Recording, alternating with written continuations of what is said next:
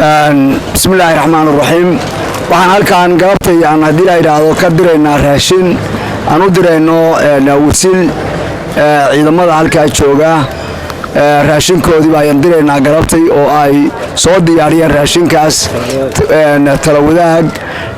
ayaa soo diyaariyay raashinkaas oo hadii la yiraahdo hadda oo halkaan ku rasaysan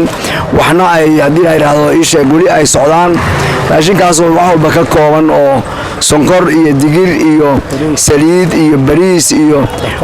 isku dar fara badan iyo waxyaabo kale oo fara badan oo maxay to ilaadankiisa aan looga maarmi karin raashinka ayaan hadda ilaa diyaarinayna waxa galabada garab taagan sahro oo maxay to ilaadankiisa ii sheeg hadda tala wadaag ka ah arinta doctor wakiilka ka ah khasnajiga ka ahayd iyo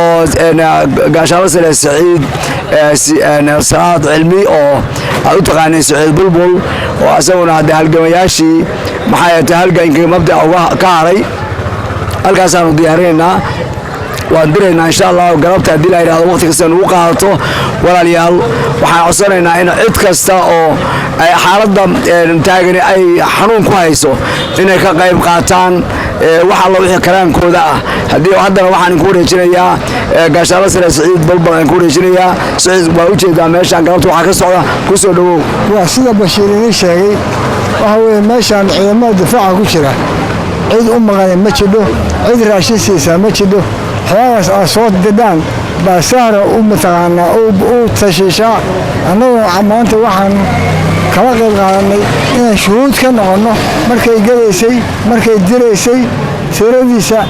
nooc walba oo ciidankii ku jiro baradha ku jiro saliid ku jiro bur ku jiro sonkor maxaan ku yiraahdaa xawaaji hayl wax alla waxay u baahnayeen oo dhan ka kooban baasara direysa warbixinta guudna ayada inay soo diri doonta hadda asagii aan dul taaganahay qaarna waxa weeye gaari dul saarayeen waxaan la dirayaa caawa gudaheeda inay baxaan rajeynayna sidaas oo la socda shuhuud baan ka nahay inay hawshaas qabatay waa salaantii waa mahadsantihiin Zahro waa mashquul hadii la yiraahdo waa u jeedaan marka waqtiga habeen buu nagu noqonaysaa sidaa darteed aan u dadajinaynaa hadii la yiraahdo kliibka yarka insha Allah hadii la yiraahdo marka waa aad iyo aad baa u mahadsantihiin. Assalaamu calaykum wa rahmatullaahi wa barakaatuh.